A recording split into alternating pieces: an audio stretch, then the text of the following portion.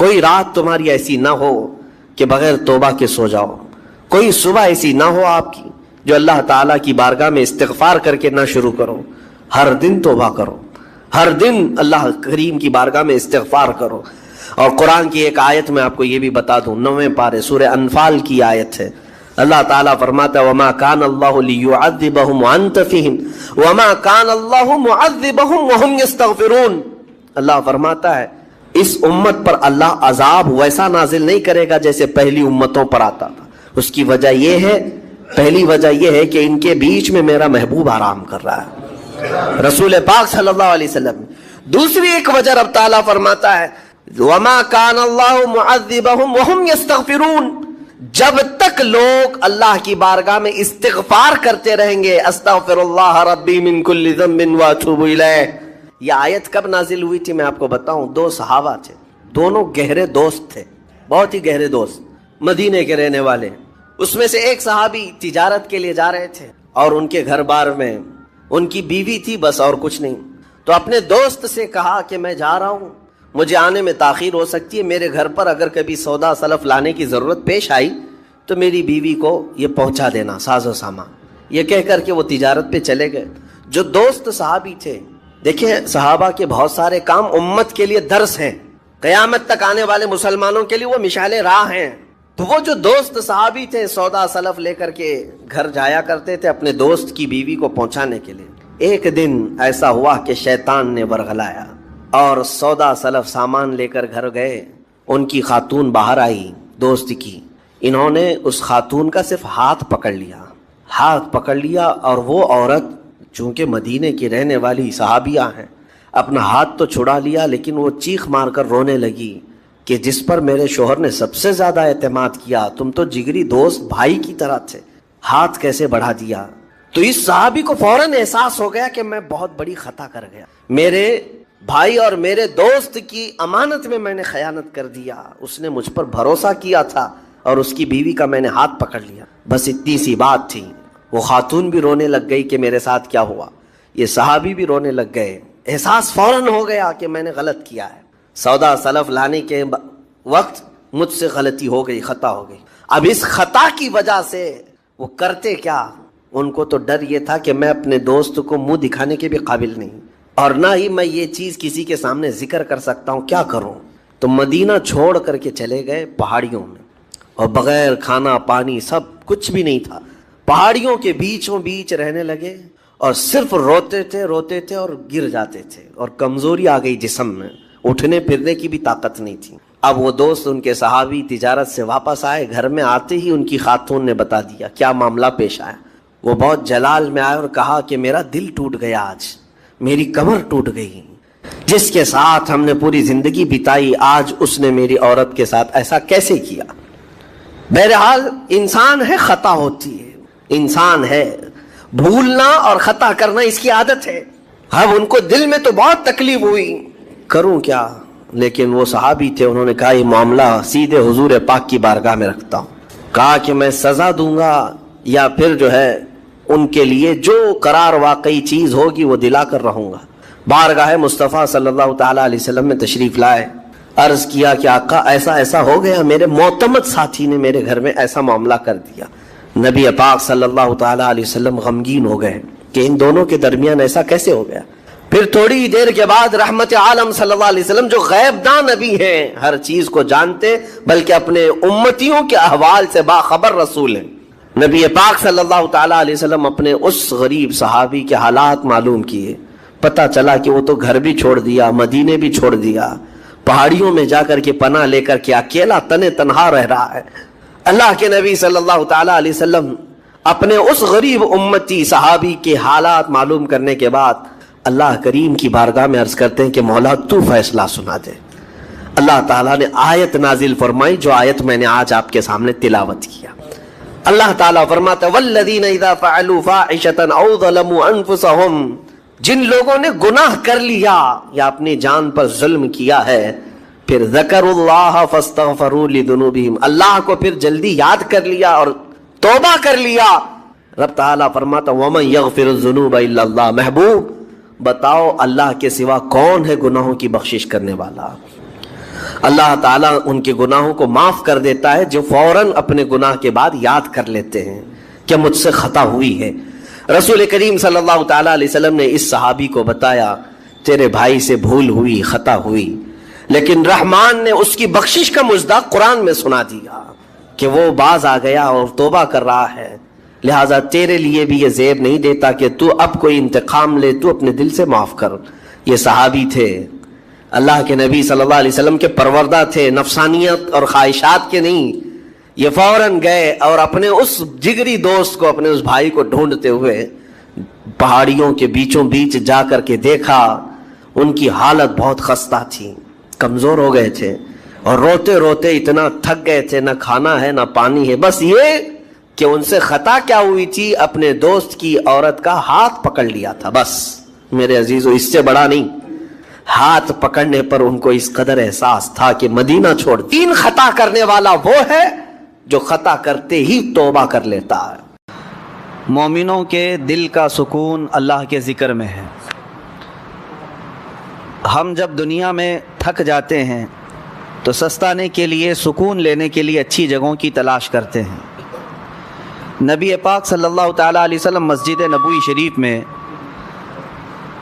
ایک مرتبہ تشریف لائے تو دیکھا 2 محفلیں لگی ہوئی تھیں صحابہ کی۔ ایک محفل ایسی تھی جس میں صحابہ اکرام اللہ کا ذکر کر رہے تھے، اور ایک محفل ایسی تھی جس میں صحابہ اکرام علم حاصل کر رہے تھے، یعنی علم دین سیکھ رہے تھے، سکھا رہے تھے آپس میں ایک دوسرے کو۔ نبی پاک صلی اللہ تعالیٰ علیہ وسلم جب وہاں سے گزرے تو اپنے ساتھ ایک صحابی تھے، ان سے ارشاد فرمایا جب تم اللہ کے باغیچوں کے پاس سے گزرو تو کچھ پھل کھا لیا کرو۔ جب تم اللہ کے باغیچوں کے پاس سے گزرو تو کچھ پھل کھا لیا کرو۔ صحابہ اکرام نے عرض کیا یا رسول اللہ، اللہ کے باغیچے کیا ہیں اور پھل کیا ہے؟ نبی پاک صلی اللہ علیہ وسلم نے فرمایا مسجد میں لگی ہوئی یہ محفل اللہ کے باغیچے ہیں، اور جو یہاں سے گزرا یا اس میں شرکت کیا گویا کہ اس نے اللہ کے باغیچوں میں سے پھل کھا لیا۔ اللہ کے ذکر کی مجالس صحابہ اکرام رضوان اللہ تعالیٰ علیہ مجمعین سے لے کر آج تک چلی آ رہی ہیں۔ تقریر اپنی جگہ پر، نعت اپنی جگہ پر، لیکن اللہ کے ذکر میں جو اثر ہے وہ کسی چیز میں نہیں۔ اور پورا قرآن کیا ہے؟ پورا قرآن کا ایک نام پتہ ہے آپ کو؟ قرآن مجید بھی آپ کہتے ہیں، قرآن کریم بھی، لیکن خود قرآن میں قرآن کا نام کیا آیا ہے؟ کئی جگہ پر تو اللہ نے قرآن ہی لفظ استعمال یعنی ارشاد فرمایا ہے قرآن، لیکن ایک جگہ اس کا نام الگ آیا ہے، انا نحن نزلنا الذکر، بے شک ہم نے ذکر کو نازل کیا ہے۔ یہاں جو ذکر ہے یہ قرآن کا نام ہے، یعنی پورا قرآن ہی اللہ کا ذکر ہے، اس کو ذکر کے نام سے یاد کیا گیا۔ قرآن پاک کا ایک نام ذکر ہے، وَإِنَّا لَهُ لَحَافِظُونَ، جو قرآن کی حفاظت کے لیے سب سے بڑی آیت ہے۔ اللہ نے جو وعدہ فرمایا ہم نے قرآن کو نازل کیا اور ہم ہی اس کی حفاظت کریں گے، تو یہ جو آیت ہے اس میں قرآن کا نام قرآن نہیں آیا، ذکر آیا ہے، ذکر ہے۔ اور آپ کو میں بتاؤں اس ذکر کا لفظ کتنی جگہ پر قرآن پاک میں آیا، اور قرآن میں ایک بہت ہی اہم تطبیق آپ کو میں بتا دوں، یعنی ریلیشن۔ ایک جگہ قرآن میں یہ فرمایا کہ بے شک ہم نے ذکر نازل فرمایا، ذکر سے مراد یہاں کیا ہے؟ قرآن۔ اور ایک جگہ میں آپ کو بتاتا ہوں، ایک جگہ اللہ تعالیٰ 19ویں پارے کے شروع میں ارشاد فرماتا ہے یا ویلتا لیتنی لم اتخذ فلانا خلیلا لقد اضلنی عن الذکر۔ کچھ لوگ قیامت کے دن چیخ چلا کر کے کہیں گے، یہ پکارتے رہیں گے کاش میں فلاں کی دوستی نہ کیا ہوتا تو اچھا ہوتا، کیونکہ کئی لوگ صرف دوستی کی وجہ سے جہنم میں جا رہے ہوں گے، بری صحبت کی وجہ سے۔ لیکن وہاں پر جو بندہ یہ کہے گا یا ویلتا لیتنی لم اتخذ فلانا خلیلا، فلاں کو میں دوست نہیں بنایا ہوتا تو اچھا ہوتا، تو وہ دوست اس کو کیا کیا تھا ایسا دنیا میں جس کی وجہ سے وہ وہاں واویلا مچا رہا ہے قیامت کے دن؟ اس کے ساتھ کیا ایسا دھوکہ کیا تھا اس نے، دوست نے کیا کیا تھا؟ گمراہ کیا یا کس چیز پر مبتلا کر دیا، جھوٹ پر یا کسی اور گناہ پر نہیں، وہ بندہ خود ہی پکار کر کہہ رہا ہے قیامت کے دن۔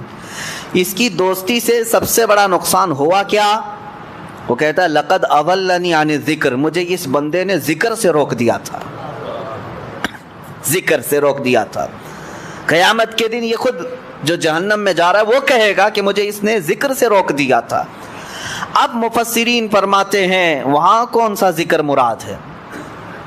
ایک تو قرآن کا نام ذکر ہے، اور ایک جو قیامت کے دن بندہ کہہ رہا ہے مجھے فلاں کی دوستی نے جہنم تک پہنچانے کا راستہ آسان کر دیا، میں اس کی دوستی نہ کرتا تو اچھا ہوتا، کیوں؟ اس لیے کہ اس نے مجھے ذکر سے روکا۔ وہ کون سا ذکر ہے؟ مفسرین فرماتے ہیں وہاں ذکر سے مراد محمد رسول اللہ کی ذات ہے۔ حیرت کی بات نہیں ہے، ایک جگہ پورے قرآن کا نام ذکر ہے اور ایک جگہ میرے آقا کا نام ذکر ہے۔ پتہ یہ چلا کہ قرآن پڑھو تو ذکر الہی ہے، نعت رسول پڑھو تو بھی ذکر الہی۔ اسی کو اعلیٰ حضرت نے کیا فرمایا ہے؟ ذکر خدا جو ان سے جدا چاہو نجدیو، ذکر خدا جو ان سے جدا چاہو نجدیو، واللہ ذکر حق نہیں کنجی سقر کی ہے۔ مطلب کیا ہے؟ سقر جہنم کو کہتے ہیں۔ اگر کوئی یہ کہتا ہے کہ اللہ اللہ اللہ اللہ کہنے کا نام ذکر ہے، اعلیٰ حضرت فرماتے ہیں ذکر حق نہیں۔ اگر تو حضور کو چھوڑ کر کے کرنا چاہے ذکر، یہ ذکر نہیں، کنجی سقر کی ہے، یہ جہنم کی چابی ہے۔ بے ان کے واسطے خدا کچھ عطا کرے، ہاشا، غلط غلط، یہ ہوس بے بصر کی ہے۔ اعلیٰ حضرت فرماتے ہیں حضور کو چھوڑ کر تو اگر ذکر کے بارے میں کہتا ہے۔ الحمدللہ ہماری یہ مجالس اسی بات کی امتیازی شان رکھتی ہے کہ چاہے ہم اللہ کے ذکر کی مجلس سجائیں لیکن نعت رسول سے شروع کرتے ہیں۔ کیوں؟ ذکر کس کا نام ہے؟ ایک تو قرآن کا نام بھی ذکر ہے اور دوسرا رسول اللہ کی ذات کا نام بھی ذکر ہے۔ قرآن میں دونوں جگہ ذکر کا معنی ہے۔ اچھا، اور آپ کو میں بتاؤں، بعض لوگ جن کے پیٹ میں درد ہوتا ہے جب ہم رسول پاک کو نور کہتے ہیں، وہ یہ کہتے ہیں کہ نہیں، نور یہاں پر جو ہے نا اس سے مراد قرآن ہے، نور کا مطلب قرآن ہے۔ وہ یہ کہتے ہیں نور کا مطلب قرآن ہے۔ جیسے اللہ تبارک و تعالیٰ نے قرآن پاک میں ہی ارشاد فرمایا کہ قد جاءکم من اللہ نور و کتاب مبین۔ حیرت کی بات ہے، پڑھے لکھے لوگ اگر گمراہ ہو جائیں تو تعجب تو ہوتا ہی ہے۔ میں آپ کو بتاتا ہوں ایک مثال۔ آپ کو ایک ہی چیز کو میں دو ناموں پہ اگر بولوں تو آپ کہیں گے یہ زبردستی کیوں بول رہے ہیں آپ؟ مطلب اگر آپ سے میں کہوں کہ میں اپنے سر پر امامہ باندھا ہوں، ایک چیز ہو گئی، پھر کہوں نہیں میں نے کپڑا باندھا ہے، کیا مطلب ہوا اس کا؟ امامہ کس چیز کا ہوتا ہے؟ کپڑے کا ہی ہے، الگ الگ چیز ذکر تو نہیں ہوتی۔ لیکن قرآن جب یہ کہہ رہا ہے قد جاءکم من اللہ نور وہ کتاب مبین، اس آیت میں صاف ہے، اللہ فرماتا ہے بے شک اللہ کی طرف سے تمہارے پاس نور آیا اور روشن کتاب آئی۔ قرآن کا ہی نام اگر نور ہے تو پھر کتاب مبین کا مطلب کیا ہے؟ نور اگر قرآن ہی ہے تو پھر کتاب مبین الگ سے کیوں آیا؟ یہاں تمہیں پتہ یہ سمجھنا ہوگا قرآن کی بلاغت، عربی کی بلاغت، یہاں نور سے مراد میرے مصطفیٰ کی ذات ہے۔ اب میں آپ کو تسلیم کرتے ہوئے یہ بھی بتا دوں کہ ہاں جو لوگ کہتے ہیں کہ قرآن ہی نور ہے، غلط نہیں، ہم بھی تسلیم کرتے ہیں، بعض جگہ قرآن کو بھی نور کہا گیا ہے، اور کیوں نہ ہو، اللہ کا علم ہے، اللہ کی صفت ہے تو نور تو ہے ہی، بلکہ نور علی نور ہے۔ قرآن بھی نور ہے اور رسول اللہ کی ذات بھی نور ہے۔ اب دیکھیے دو چیزوں میں نے آپ کو بتایا، ایک ہی نام چل رہا ہے، قرآن کا نام ذکر بھی ہے اور رسول اللہ کا نام ذکر ہے۔ قرآن کا نام نور ہے، رسول اللہ کا نام نور ہے۔ اور آگے میں آپ کو بتاتا ہوں، ابھی بھی آپ کے سامنے شاعر پڑھ بھی رہے تھے، بیدم وارسی رحمۃ اللہ تعالیٰ علیہ نے، اس میں یہ بھی فرمایا ہے کہ قرآن یعنی قرآن کتاب جو آئی ہے اس سے پہلے ہی ایک کتاب آئی ہے۔ قرآن اللہ کی کتاب ہے، کتاب آئی ہے لیکن اس سے پہلے ایک کتاب آئی ہے، اس سے مراد تورات، زبور، انجیل نہیں، رسول اللہ کی ذات ہے۔ یعنی کتاب کا لفظ حدیث میں حضور کی ذات کو بھی کہا گیا ہے اور قرآن کو بھی کہا گیا ہے. دونوں یہ جو چل رہے ہیں ریلیشن، اس کے اندر جو تعلق میں آپ کو بتا رہا ہوں توجہ سے، بہت سارے لوگ اس میں گمراہ ہوئے ہیں، اس کے لیے میں آج یہ تعلق بتا رہا ہوں. ذکر کس کا نام ہے؟ قرآن کا. اور ذکر کس کا نام ہے؟ رسول اللہ کا. نور قرآن کا نام ہے اور نور رسول اللہ کا نام. کتاب قرآن کو کہا گیا ہے، کتاب رسول اللہ کی ذات کو. آپ سوال کر سکتے ہیں ایک ذات بھلا کتاب کیسے ہو سکتی ہے؟ ایک ذات، اس کو کتاب کیسے کہہ سکتے ہیں؟ کتاب میرے عزیزو آپ کو سمجھنا ہوگا کہ کتاب کیوں پڑھی جاتی ہے. کتاب سے حاصل کیا ہوتا ہے؟ کتاب پڑھ کر کے آدمی کچھ نالج لیتا ہے نا، کچھ سمجھتا ہے اور کچھ اس کو نئی معلومات حاصل ہوتی ہیں، اسی لیے تو کتاب ہوتی ہے. اب کتاب جو پنے والی ہے، پیپر والی ہے، ورق والی ہے، اس سے پڑھ کر کے آپ کو کچھ نالج ملتا ہے. تو مجھے یہ بتائیں وہ صحابہ کس کو دیکھ کر کے اپنی زندگی بدل رہے تھے؟ وہ صحابہ قرآن ابھی جو نہیں پڑھے تھے، قرآن پورا آیا ہی نہیں تھا، اس سے پہلے ہی ان کی زندگیوں میں بہت بڑا انقلاب آیا تھا. وہ کون سی کتاب پڑھ رہے تھے؟ تمہیں ماننا ہوگا وہ کتاب یہ نہیں، وہ کتاب ذات رسول کو پڑھ رہے تھے. کتاب دونوں نام ہو گئے، دونوں نام ہو گئے. اب آئیے اور ایک میں کمبینیشن بتاؤں. سب سے پہلے کون پیدا ہوا دنیا میں؟ سب سے پہلے کیا پیدا ہوا؟ حدیثیں الگ الگ ہیں. سنیوں میں مشہور ہے کہ حضور صلی اللہ تعالیٰ علیہ وسلم نے ارشاد فرمایا کہ سب سے پہلے اللہ نے میرے، باقی آپ ہی کمپلیٹ کر رہے ہیں.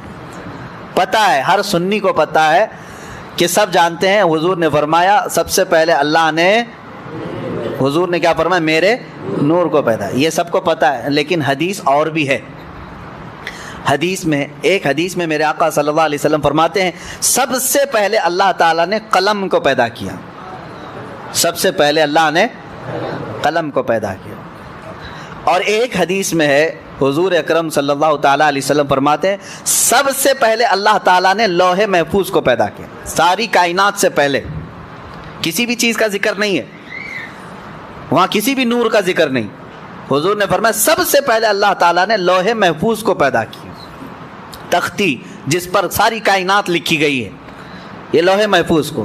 اب تطبیق دے کر کے بتاؤ، حضور پاک صلی اللہ تعالیٰ علیہ وسلم نے ایک حدیث میں فرمایا سب سے پہلے اللہ نے میرے نور کو پیدا کیا. ایک حدیث میں حضور فرما رہے ہیں سب سے پہلے اللہ نے قلم کو پیدا کیا. ایک حدیث میں فرما رہے ہیں سب سے پہلے اللہ نے لوح محفوظ کو پیدا کیا. آخر سب سے پہلے آیا کون؟ تو یہ فیصلہ جو ہے صرف عاشقان رسول کر سکتے ہیں. فنا فی الرسول، عاشق رسول اقبال لاہوری فرماتے ہیں، قلندر لاہوری علامہ اقبال یہ کہتے ہیں اس کا فیصلہ یہ ہے یا رسول اللہ لوح بھی تو قلم بھی تو، تیرا وجود الکتاب، ساری چیزیں آپ ہیں یا رسول اللہ. جو حدیث میں حضور نے فرمایا لوح پہلے پیدا ہوا، قلم پہلے پیدا ہوا، کتاب پہلے پیدا ہوئی، اقبال نے کہہ دیا یہ ساری چیزیں نام الگ الگ ہیں، سب کا مراد ایک ہی ہے یا رسول اللہ لوح بھی تو قلم بھی تو، تیرا وجود الکتاب، گنبد آبگینہ رنگ تیرے محیط میں حباب. اور پھر ایک جگہ اقبال یہ کہتے ہیں کہ نگاہ عشق و مستی میں وہی اول وہی آخر. ہاں ایک مسئلہ یہ بھی ہے کہ رسول کریم صلی اللہ تعالیٰ علیہ وسلم سب سے پہلے پیدا ہوئے، سب سے پہلے پیدا ہوئے اور پھر سب سے اخیر میں آئے، سب سے اخیر میں آئے. اس کو بعض شارحین یوں کہتے ہیں کہ بیج زمین میں بویا جاتا ہے، زمین میں سب سے پہلی چیز کیا ہوئی؟ بیج. بیج سے پودا نکلا، پودے سے شاخیں بڑھتی گئی، درخت ہو گیا، درخت ہو جانے کے بعد ٹہنیاں، پتے، پھر اس کے بعد پھول لگے، پھول کے بعد پھل آئے اور پھل کے بعد اندر کیا نکلا؟ بیج. یعنی اس درخت کی آخری چیز وہی بیج ہے جو زمین میں ہم نے بویا تھا. جو زمین میں بیج تھا وہی پکنے کے بعد آخر میں وہی بیج آیا. تو اقبال یہ کہتے ہیں نگاہ عشق و مستی میں وہی اول وہی آخر. اب جو رسول اللہ صلی اللہ تعالیٰ علیہ وسلم کی حدیثیں ہیں اس میں ایک بات کی طرف میں آپ کو لے کر کے آ رہا ہوں. ذکر کیا ہے، کتاب کیا ہے، نور کیا ہے، لوح کیا ہے، قلم کیا ہے. اقبال کہتے ہیں نگاہ عشق و مستی میں وہی اول وہی آخر، وہی قرآن وہی فرقہ وہی یاسین وہی طٰہٰ. سب ذات رسول اللہ صلی اللہ تعالیٰ علیہ وسلم کی طرف ہے. بہرحال